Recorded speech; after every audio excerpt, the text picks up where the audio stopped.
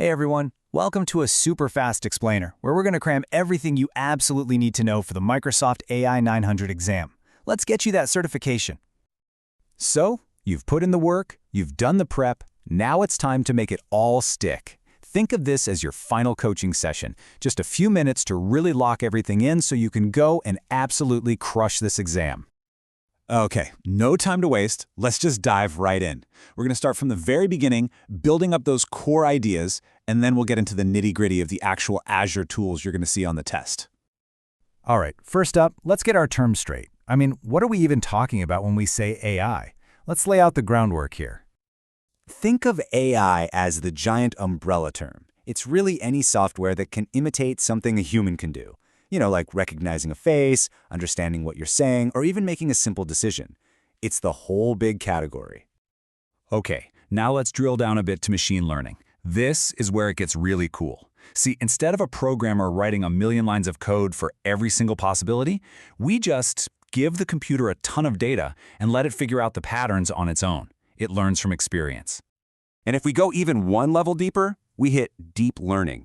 This is the powerhouse behind all the super advanced AI stuff you hear about. It uses these really complex, multi-layered things called neural networks. And yeah, they're kind of modeled after our own brains to find patterns in data that are just impossible for a human to spot. So how does this all work? Well, it's basically a four-step dance. Step 1, you get your training data ready. Step 2, you pick the right algorithm for what you're trying to do. Step 3, you actually train the model with that data and algorithm. And finally, step 4, you test it, see how well it did, and then you just keep tweaking and repeating that loop until it's ready. Okay, this is a big one for the exam, so listen up. You've got supervised versus unsupervised learning. Supervised is like having flashcards with the answers on the back. The data is labeled so the machine knows the right answer as it learns. Unsupervised is the total opposite. It's like I dump a giant box of Legos on the floor and say, sort these. You don't know the categories, you just have to find the patterns yourself. Awesome. So, you've got the concepts down pat. Now let's talk about the fun part, the tools. What services does Azure actually give you to make all this stuff happen? So, when you're setting things up in Azure, you've got a choice to make. You can go with a single service account, which is perfect when you're just starting out because it usually has a free tier and you can see exactly what you're spending. Or you can go for a multi-service account.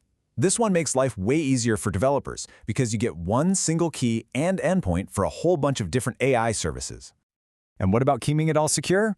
Well, you've got two main paths. The old school way is using a key.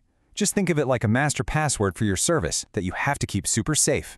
The more modern, and frankly better way, is using Entra ID. This is all about giving permissions to specific people or apps, not just handing out keys. It's way more secure and a lot less hassle. Okay, let's get super practical, because this is exactly how they'll test you. They'll give you a scenario, and you have to pick the right tool. So if they say you need to pull data from a scanned invoice, your brain should immediately go document intelligence. If they say you need to read a street sign from a photo, you think computer vision. It's all about knowing which tool fits which job. All right, let's switch gears a little.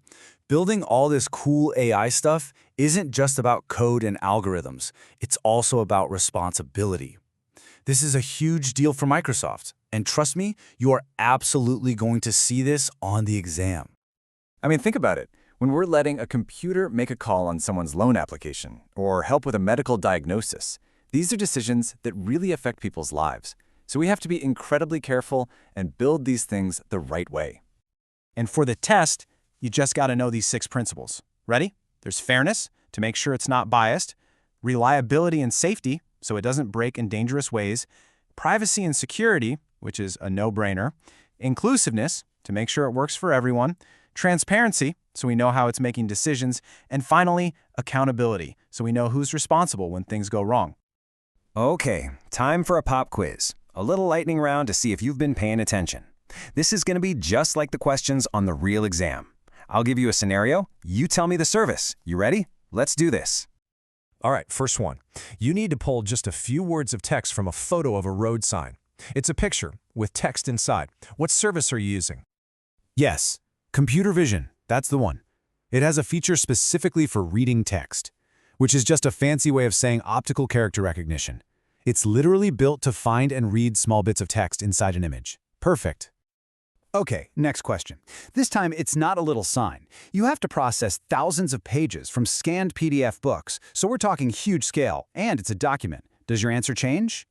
You bet it does. The answer is document intelligence. And this right here is the golden rule you need to remember. Computer vision is for text in an image.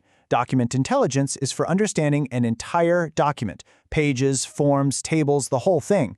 If you remember that one distinction, that's a guaranteed point on the exam right there. And that's it. We've covered the big ideas, from AI all the way to deep learning. We've looked at the Azure tools you'll be using, and we've talked about why doing it responsibly is so important. You officially have the roadmap you need to walk in there and ace that exam. Now go get 'em. Good luck!